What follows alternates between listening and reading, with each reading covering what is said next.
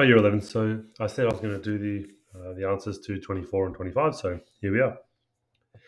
So this question here is very similar to the one we did on the board. It tells us that sodium hydroxide is a commonly prepared standard solution as it is supplied to laboratories in highly concentrated form. 3 students prepared 500 milliliter standard solutions from differing stock solutions for the purpose of their investigations. So for each student below, calculate how many milliliters of stock solution would be required to make standard solutions of concentration 0.2 moles per liter. So the standard solution is what you're going to use for an experiment, and the stock solution is what you have available to make into that standard solution. Regardless, now, the equation we're going to be playing around with is C1 times V1 equals C2 times V2, 2 being our final, and these ones being our starting or initial concentrations and volumes. So we are trying to work out how many milliliters of our original solution, so that's V1, given So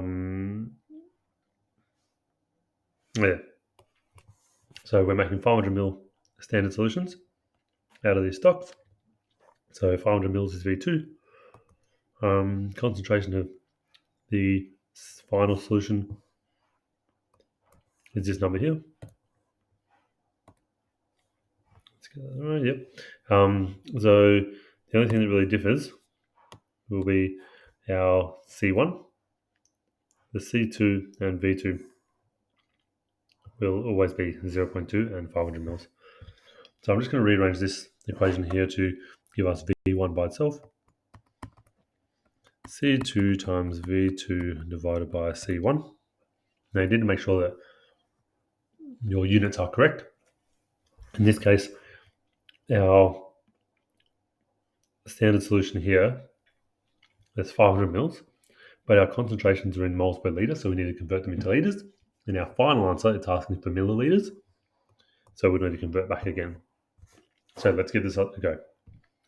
So V1, the volume of our stock solution, is going to be the concentration that we want at the end, which is 0.2 moles per litre, times by our volume, which is 500 mils, which is 0.5 litres. And we divide that by our initial concentration, which is given in this question, 0.2 moles per litre. Now, the moles and per litre cancel each other out, giving us our answer. So I'll just bring that up on I'll do the calculation on my other screen. Actually, it's pretty, I made a mistake here. Before I continue, I'll fix that up. It's actually 0.25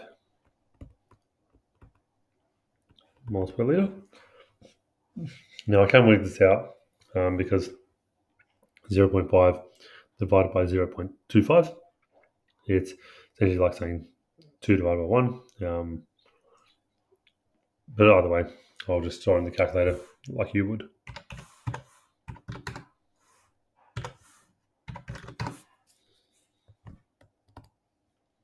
And it ends up as 0.4 litres, which is equal to 400 millilitres. So 400 millilitres of this stock solution plus 100 millilitres of water to make up our 500 in total.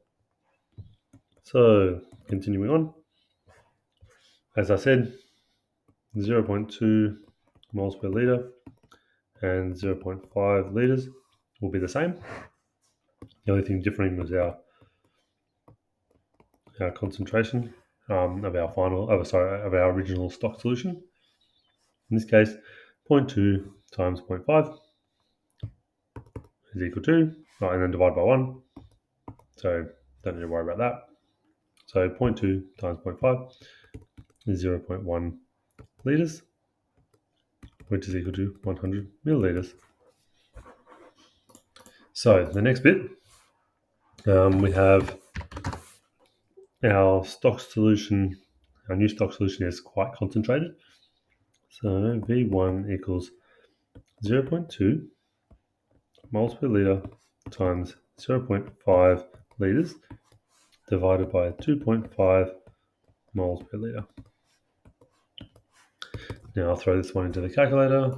We have, actually, I believe it would be 40 mils because it's divided, the denominator is 10 times bigger than this one, but just chuck it in just to be sure.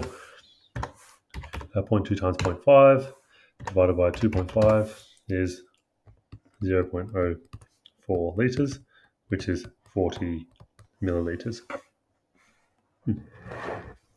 So, got that done. Now, it says here, describe how student 1 would prepare their standard solution.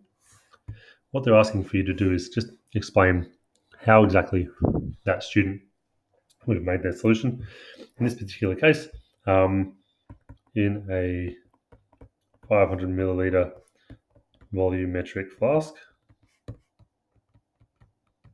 you would add 400, so that's student 1, this one here, add 400 milliliters of stock solution, which is 0.25 moles per liter, and then you'd make that up to the mark with distilled water.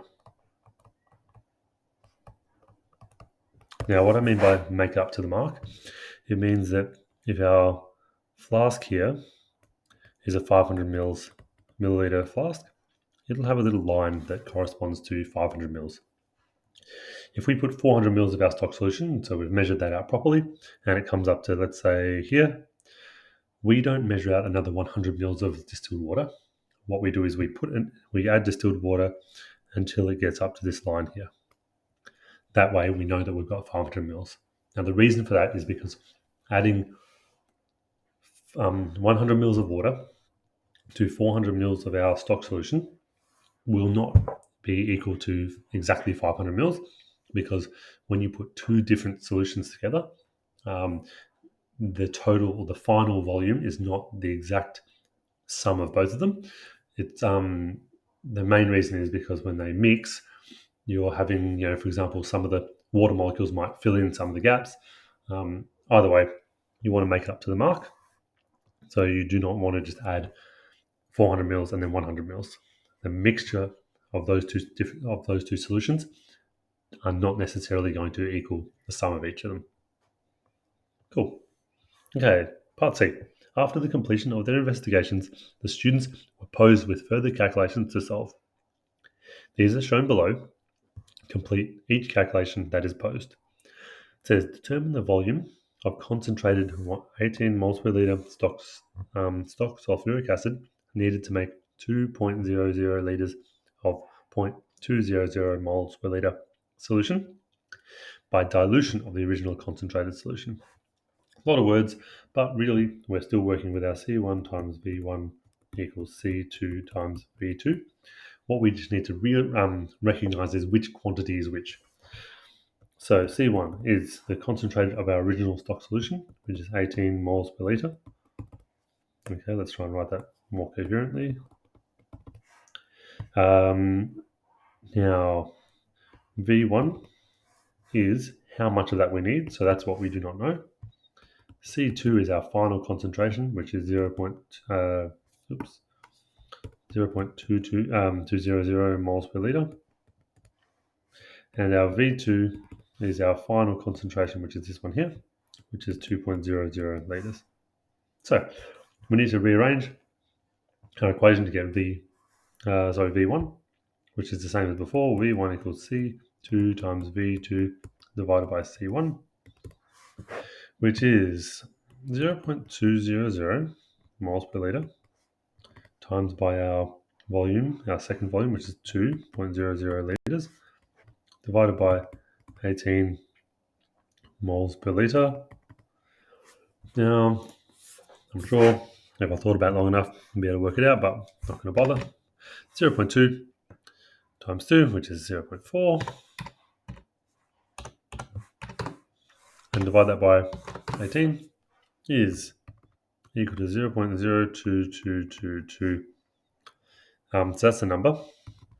But looking at our numbers here, we have three significant figures, but only two significant figures. So we're going to go with 2, which is 0.022, and that is our volume. That's in litres. Now, the question did not ask us to put it in milliliters, so litres is fine. So, calculate the volume of 15.8 moles per litre nitric acid solution that's needed to make 4.25 litres of 0.250 moles per litre nitric acid solution. Again, same thing but as before. C1, V1, C2, V2. We're going to be given 3 of them, and one of them we are trying to find out. Try to calculate the volume of our original solution. So again, our V1 is a question mark. Our original concentration is 15.8 moles per litre. Our second concentration, our final, is 0.250 moles per litre. And our final volume is 4.25 litres. So, same deal as before. C2, 0.250 times by 4.25 litres. I should put the units in, but that's all right. Divided by C1, which is 15.8. That will be equal to 0.25 times by 4.25 divided by 15.8 is 0.0672 litres. So that is 3 significant figures because all of our quantities here have 3 significant figures. And that gives us our final answer. Cool. I'll end this one here. That was a pretty long question. And I'll make the next part to another video.